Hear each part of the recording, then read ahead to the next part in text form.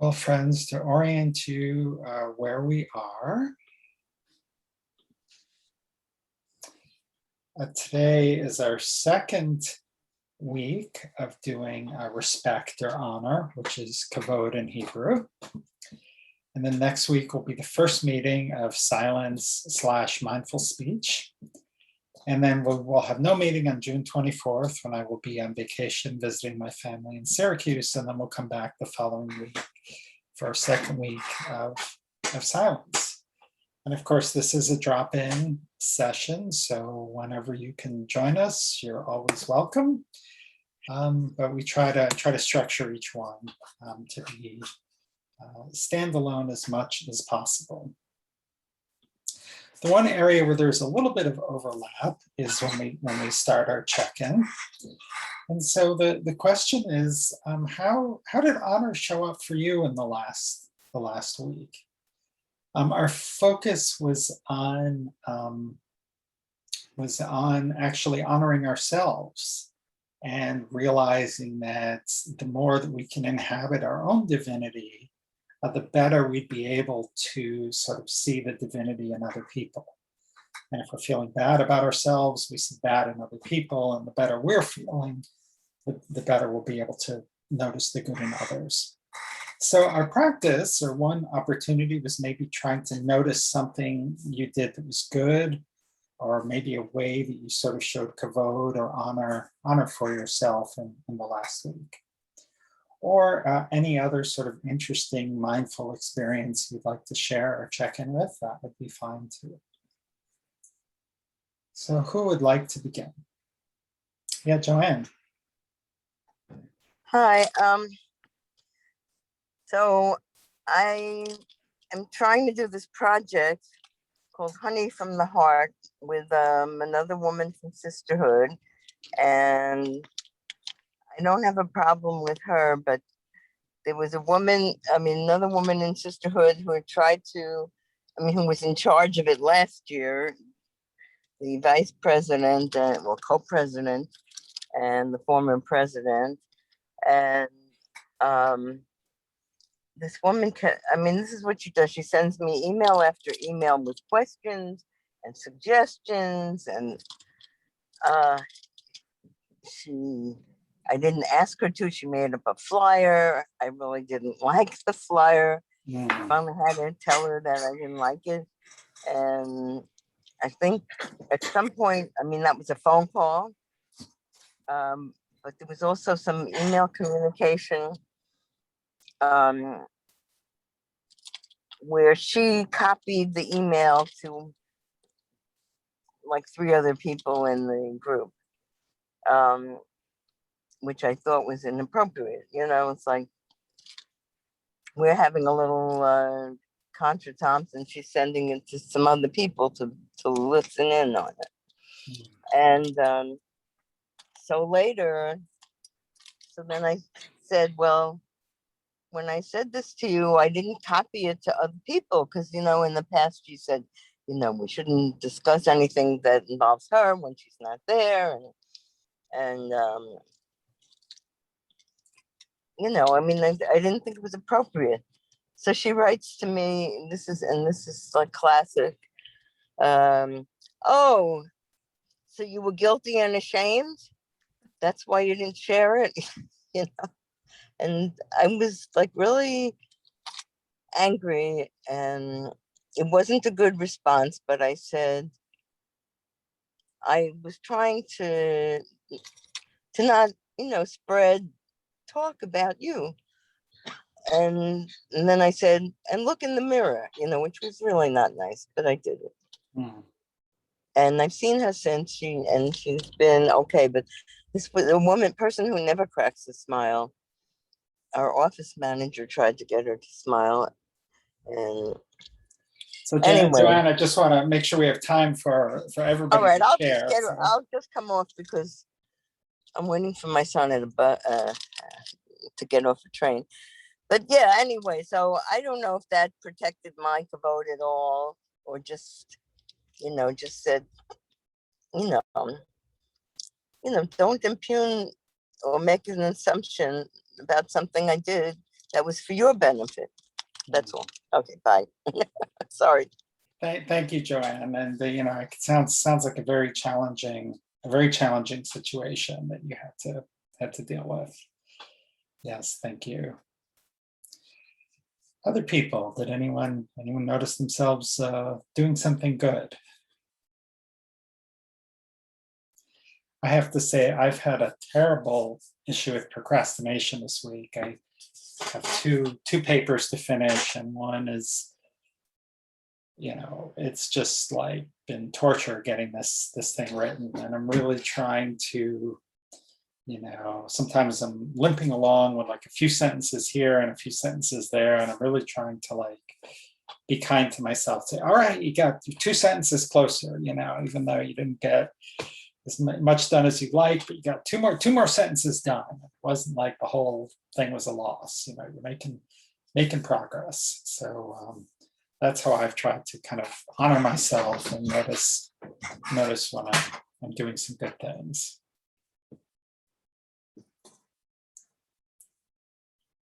Anyone else care to check in? Okay. Not a problem. Let's go a little bit deeper into honor then. So we have a couple of definitions for cultivating honor. May I have a volunteer to read the first 2 bullets, please? I will if nobody wants to. Thanks, Christo. Okay. Honor means to recognize the divine presence in another, to see the intrinsic value and worth of another being. Edith Brotman, Mussar Yoga. I have that book actually. Kavod is external behavior mandated by and appropriate to a reality of inner holiness, by Rabbi Shlomo Wolbe. Great, thank you, Krista. So Mussar Yoga, 21st century book written by Edith Brotman, Shlomo Wolbe, one of the Mussar masters of the 20th century. So what is sort of similar and different about their 2 sort of definitions of honor or kavod? And this is to the whole group. What are some things you notice?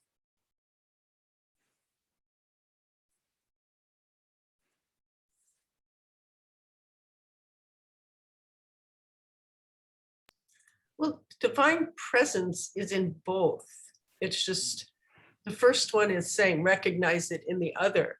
But the second one is saying let it in you be your guide. Beautiful. Beautiful, yes, thank you. And so why is that important? Why is it important that we recognize sort of, that we want to be guided by our own inner holiness, our own knowledge of the divine presence, and why might it be important to recognize it in other people?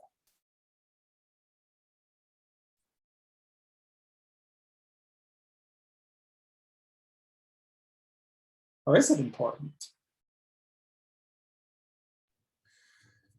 For me, it's often been very important. I remember when I first started reading parts of the Talmud a lot of years ago, a story actually about somebody that once came to Hillel's, asked him to summarize the whole Torah standing on 1 foot. I don't remember the exact reference. I can find it another day probably if I remember. But Hillel said, he raised his foot up and he says, that what's hateful to you, don't do it to another. That's the whole Torah. The rest is commentary, and I'll go learn the commentary. And it kind of reminds me a little bit of some interfaith work that I've done with a few different organizations. One of them is a Unitarian Universalist congregation, and they're guided by 7 principles. And their first principle is the inherent dignity and worth of every person. So that's just kind of what's come to my mind just at the spur of the moment when I think of these 2 quotes here by Edith Brotman and Rabbi Wolbe.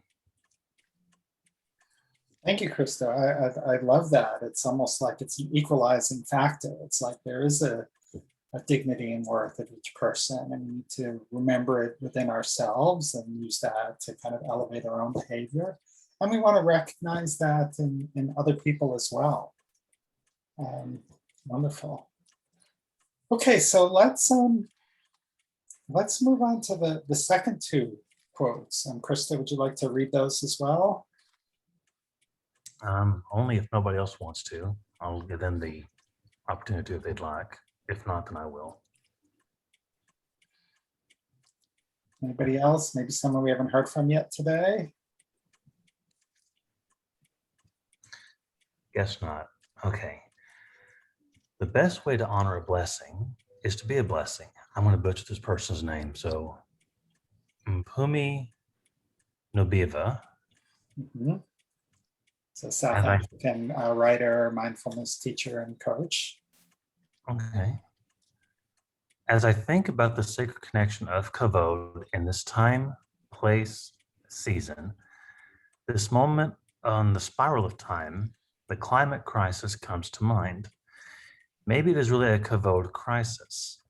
If we truly treated each other, the animals, plants, oceans, air, and land with dignity, respect, and honor, would we be in this situation? Hmm. And Kohenet Ketsira Hama'aglelet. I'm gonna butcher that person's name too. Yeah, you won the lottery for the tough names to read this time. Boy. Okay, so we have these two ideas. One about to honoring a blessing by being a blessing. And then this idea about, maybe we're in a Kavod crisis and not in a climate crisis. So what do people think? Are we in a Kavod crisis?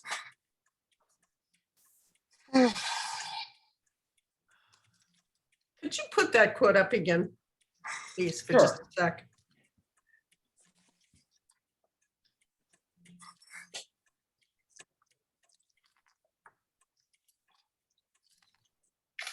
Thank you. Sure. I can put it in the chat as well. Ah, good. So that's a pretty meaty one. It is.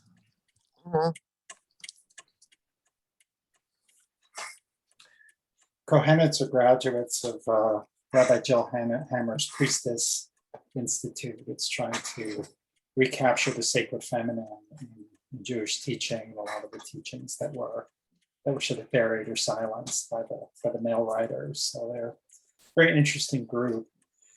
So, and one of my classmates is a Kohenet.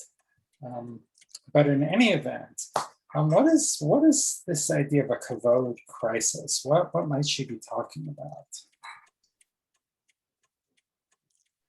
Well, if we're not honoring other beings, human beings have this very high idea of themselves, that we are supreme, we're better than all the animals and all of this stuff. And a lot of what I've learned about people, I've learned from horses. I mean, it sounds funny, but it's true. A lot of what I've learned about communication, I've learned from horses and sensitivity. So if we don't honor other creatures and even plants in the space that we're in, then yes, we have a problem, and we do disrespect all of these things, all of these, dumb animals, if you will, and these plants, they're just there for us to do whatever we want with. And so we throw the world out of balance, and we have thrown the world out of balance. That I don't know if that is exactly ties in with this, but feels relevant, absolutely. Thank you, Carol. So of course, we all don't have to agree with these points of view. What other people think? How big an issue is this to have Kavod for the natural world? And is that because I think she's suggesting, maybe that's a root cause of the climate crisis, is Well, actually a Kavod crisis. I think it's a combination of, can you hear me, by the way? I can, yes. Okay, because I have your headset on.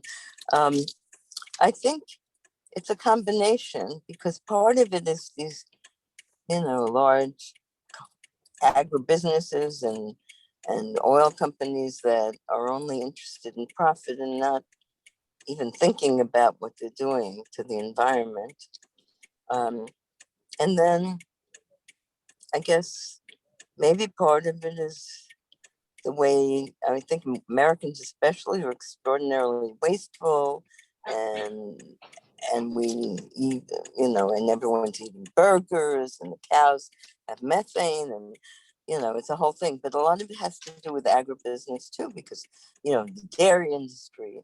So it's hard. It really can't separate that out, and even not having kavod for tribal sacred lands that they're building pipelines on.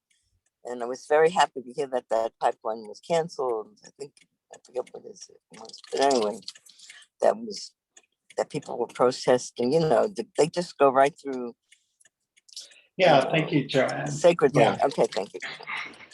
Yeah, so I think those are all sort of good connections to this idea of kavod. Now, the challenge is, of course, is that Mussar is not a social action practice. I mean, it may lead us to social action, but it's, again, an individual personal transformation, spiritual growth practice. So I'm curious, how do we tie the two together? Like, okay, maybe we're in a bit of a kavod crisis, and maybe that's that's sort of part of the picture. But what does that mean for me? What should I be doing something differently?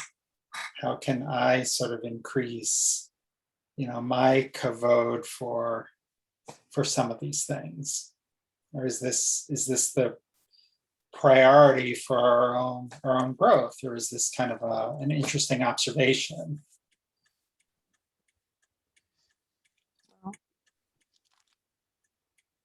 Randy, I see you're unmuted. I don't know if that's because you're going to make a comment, or you just accidentally unmuted.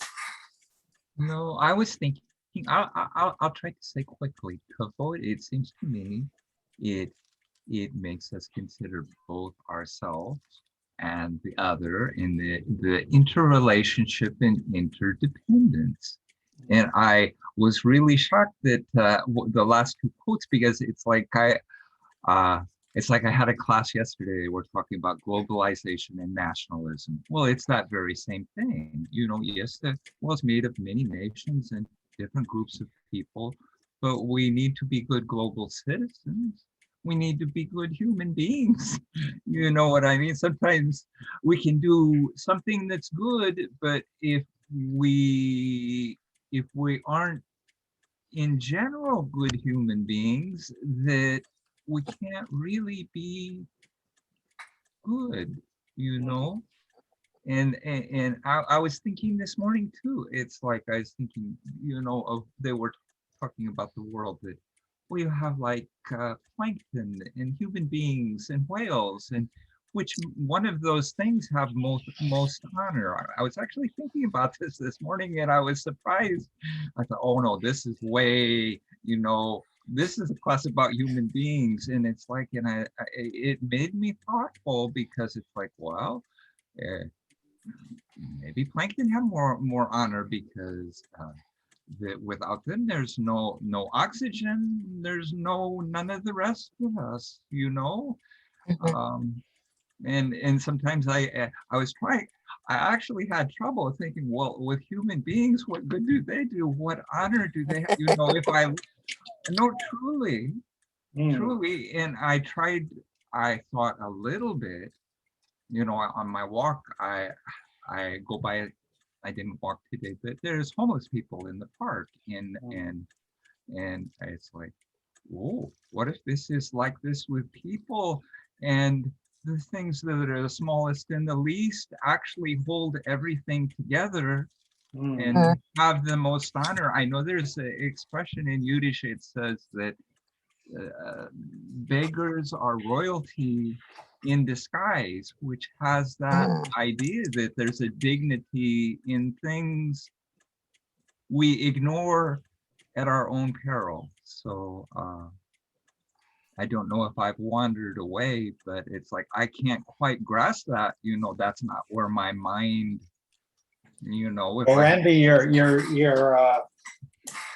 idea is going to come back in just a couple of minutes when we do our breakout groups. Yeah. So I think that is very much, part of the picture. It's like, who do we notice? Who do we not notice? There's these little plankton that we just overlook and maybe never heard of and can barely see. And, they're oxygenating the planet and we're very connected to them, even though they're not on our radar at all. So, yeah. Just Joanna. just a short comment. So it's like in this pandemic crisis, who is an essential worker expanded from, it's not just doctors and nurses and medical people. It's the people who pick the produce out in the field so that we have something to eat, and those are like generally, maybe immigrants, maybe very poor, but they're essential. Yeah. And that recognition, they should have been getting this Kavod before, but at least now we know they're essential to this. Yes, thank you. I think, it's very hard to, it's an opportunity for us to continue to remember that, was essential worker a slogan of the moment? Or is that decades-long reminder about the value of everyone's contribution to this society? And that's one of the opportunities that we have as in our own Mussar practice. Let's jump ahead because there's another, I'm going to read this bullet and I'll put it, I think it worked well putting it in the chat. I think we're only going to look at the first one, but I'll put them both in. When the wise person eats the little which is fitting for them, they should eat it only in their own home at their table. They should not eat in a store or in a marketplace unless there is a very pressing need, lest they be viewed by others as lacking in self-respect. So I'm curious, why would eating in the marketplace be seen as someone who doesn't have any self-respect?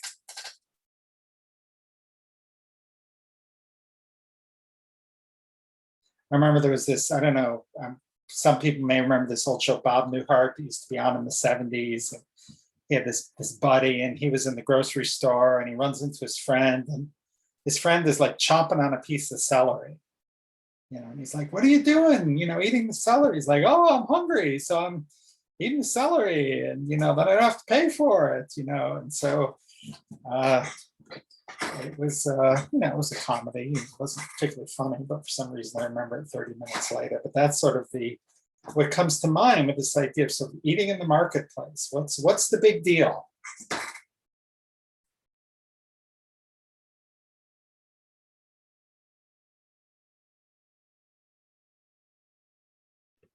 I'm thinking a little bit of like the produce section of my local grocery store. Like normally you wouldn't eat over there, preferably before you actually pay for your food. Mhm. So especially if you purchase something in bulk, usually it's done by weight. Mhm. What if there's an error that it's weighed less than what you actually got out and you ate some, Mhm. and you're not charged for the full amount, but you're not charged for what you ate previously? Mhm. Could that also be kind of like an ethical issue where I don't want to say intentionally stole, but let's say accidentally stole without meaning to Yeah. from a company and they had a loss of profit that they might need? Maybe the company, God forbid, is not doing so well and they really need all the income they can get and you inadvertently deprive them of that. That's Yeah, one. no, and that sort of example that I gave, where someone's like eating without paying for something, absolutely, that is a form of stealing, and that is not okay for sure.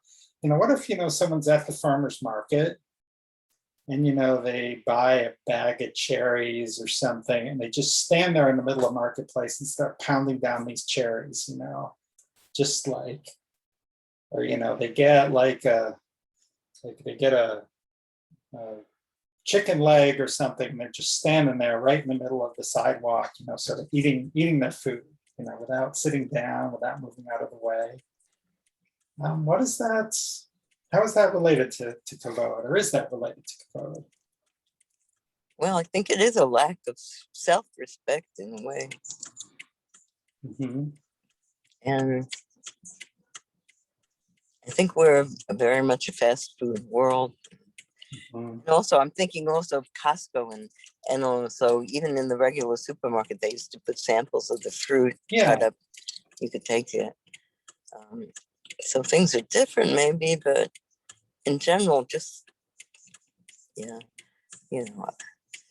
a million years ago, I used to eat on the subway because I was always in a hurry going from one thing to the next. But yeah. What if it's less about honoring yourself than it is about honoring other people? Because when you dishonor other people, you dishonor yourself as well. Mm-hmm. So you're out there, you're, walking around with this chicken leg or whatever, and you don't know if there are hungry people there who can't afford that chicken leg. Are you flaunting? Look at my food. I'm rich. I can afford all the food I want. I don't know, but it seems to me that if you're disrespecting others in some way, it comes back to you. Mm-hmm. And I know that if I do something which is like, where I really disrespect another person, I always feel like, I don't feel good about it. It makes me feel diminished. It's the best word I can think of. Yeah, I totally relate to that. When we're, we could be flaunting the food for other people or diminishing other people. And I also see it as a little bit of a decorum issue. It's like, what, you couldn't wait till you got home to sort of like, when I first read this, I was in this habit of like, I would go shopping in the grocery store and I would like rip open the box of like the ice cream bars, and I'd be like eating one in the car. And I was thinking, it's like, Greg, you can't wait 10 minutes to get home to put away your groceries before you're, and forgive the self-critical language, stuffing your face like a pig, but it's just felt like just kind of a little bit of a self-control or decorum issue. It's like the food's so meaningless that I can't like sit and enjoy the snack. I have to like pound it down really fast, before I drive home. So it felt just sort of, it felt like it just cheapened the whole experience to do that without sort of having any kind of appreciation for my eating and appreciation for other people. There's someone who's trying to drive home, do they want to see me smacking my lips, and chomping away at this food? So those are sort of part of the sense for me, how honor came into play. Then is that like a dishonoring of the food? Because if you just scarf down your food, you're not really tasting it, you're not really honoring it. You're not feeling the gratitude that you have it. When you sit down and you serve yourself and make something of it, then you're saying, I'm grateful for this food. I mean, that's why you pray. That's why you say grace before and after meals, if indeed one does. It's like that. Stop. Look at what you have. Be grateful. Right. Yeah, and if we're talking about this Kavod crisis where I'm not realizing how I'm connected to the natural world, well, it certainly doesn't make me more connected to the natural world to be scarfing down my food in the car without sort of any appreciation for what it is or where it came from. And so taking some time to at least drive home and to take my time when I eat is an opportunity to just sort of mindfully connect.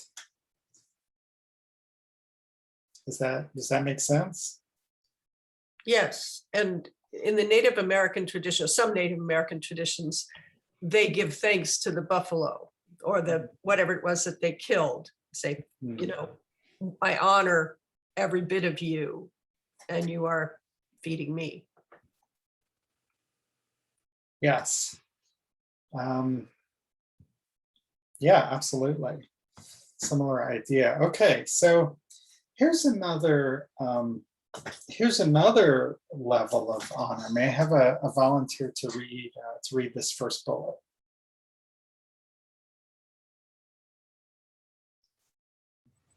I can read it. Thanks, Randy. Oops, you've Let- repeated yourself. Oh, Now you're good. okay. Rabbi Elazar ben Shamua said, "Let the honor of your student be as dear to you as your own, the honor of your colleague as the reverence for your teacher, and the reverence for your teacher as the reverence of heaven." For Kavod 4:18. Thank you, Randy. So Rabbi David Jaffe had a couple of consideration questions, and he's observing that at each stage we're sort of maybe giving more honor than we might expect. So is this sort of a general strategy, or what might this mean? How might this affect your strategy of giving people honor? And do you agree that this, is sort of maybe giving a little bit more than what we might expect? And I'll go for the chat here.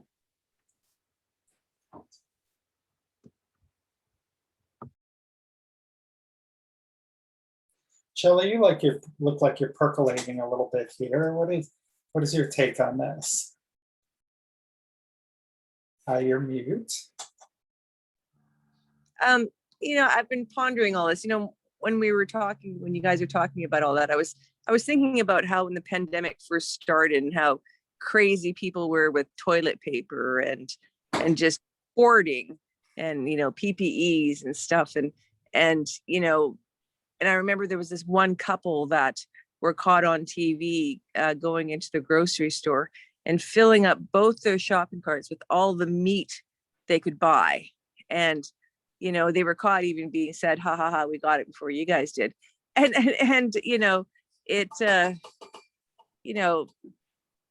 where's their loving kindness? Where is our loving kindness and our honor of ourself and honor for others, right? And how do we project it to each other? And, right now we're in a sad world, it seems, because people they're too afraid to be vulnerable or to trust. So it's a lot of fear. It's interesting, but thank you.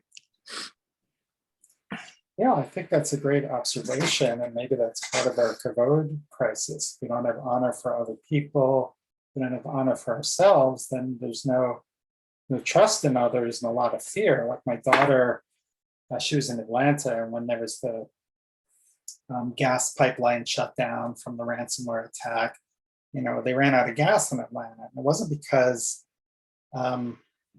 there's a gas shortage, it was because everybody filled up every tin can they had with gasoline for fear that there wouldn't be enough gasoline. And if everybody just kind of kept their cool, there would have been plenty of gasoline. It's kind of like buying up the meat, buying up the toilet paper, sort of all of this. Oh my God, I'm in danger. I might be hungry. I might not be able to drive to Starbucks. So, I'm going to buy all this extra gas. And the question is, how do we honor people who are doing that?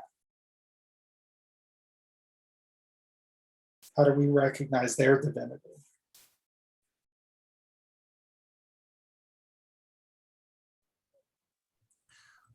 There's a community. Oh, sorry. Go ahead. I was just going to say there's a community garden in my town, and part of it is parcel to a local food bank. So people work on that to give the food, fresh food and organic food, and that's a beautiful thing. So not everybody's completely selfish, but there are unfortunately lots of them. Thank you. Thank you, Joanne. Christo and then Shelley. I've had a practice for goodness, quite a long time actually, where I've had a habit of, if I can walk somewhere without driving my car, like if it's just 3 or 4 blocks, I usually walk, especially if the weather's good. And usually it's kind of like the Jewish part of me where I know when gas will normally be cheapest during the week. Even if I don't need much gas in my car, usually I just top my tank off, even if it's like down like 1/8 of the tank below completely full. I top it off on Friday late mornings, rather than just waiting and waiting until the gas light on my car comes on and I'm really bone dry. Just top it off. That way I'm not taking so much at once in case there might be a gas shortage in my area. Goodness forbid, obviously.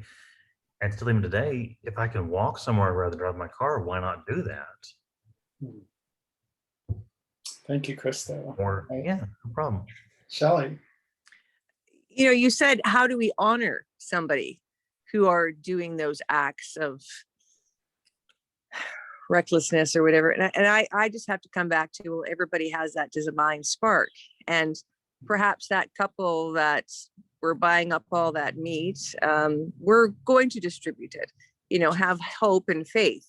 And, same thing with the toilet paper, just recognizing that they're having that moment of fear, craziness, and not being aware, not being conscious of their actions and how it is actually affecting other people. They're kind of stuck in the me mode instead of we mode. And so, like I said, everybody has that light. You just have to be able to see it and believe that right now that maybe their light is just under a blanket. Yeah. Yeah, thank you. And I wonder if, trying to, give people the benefit of the doubt, I think is a great strategy to try to remember their divinity. And if we go back to the reading from Pirkei Avot, which I shared in the chat, again, it seemed like each time you're giving a little bit more than what might be expected. Your student's honor is like your own. Your colleague is like your teacher. Your teacher is like the reverence for heaven. If everybody gets a little bit more than their most obvious portion, then maybe if we apply that to someone who's behaving badly in some way, they too get a little bit more honor than one might think. And if we might have the impulse, like if we see somebody overdoing it with the buying of the toilet paper, the next time there's a tornado warning or something, or instead of like shaming them, maybe we can stay silent, and just sort of honor them by at least not, making things worse.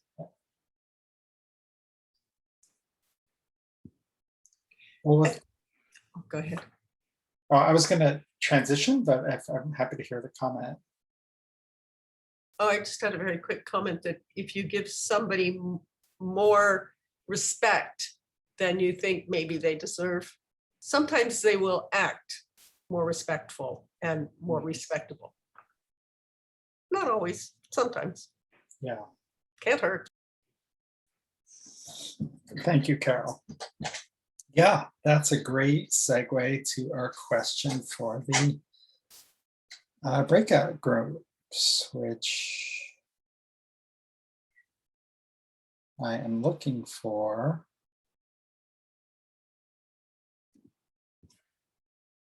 Okay, something weird's going on here. This should do it. There we go.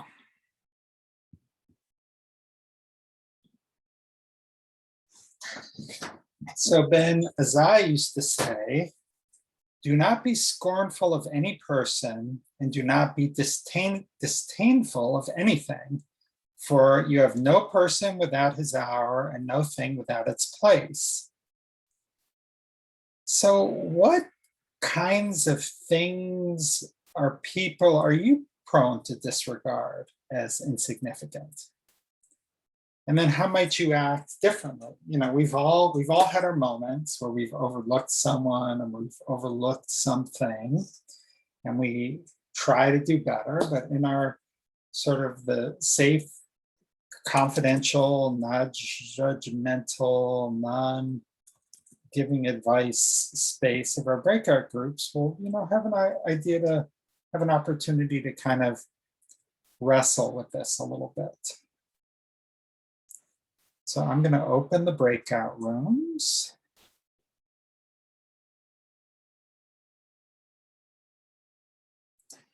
And The rooms are open, so you should see a something on your screen that says join breakout room.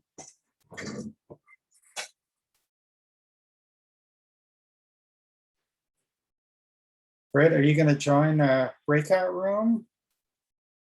I know you've been quietly participating here, and there you go. All right. Well, for those of you that have been streaming, thank you so much. This is going to bring the end of our stream. You can go to the American Mussar YouTube page to see past episodes. You can go to the American Mussar Facebook page to see upcoming events. So you can go to americanmussar.com and sign up for the email list to get the bi-weekly emails, which give an introduction to these topics. Wishing you a wonderful day, week, and year.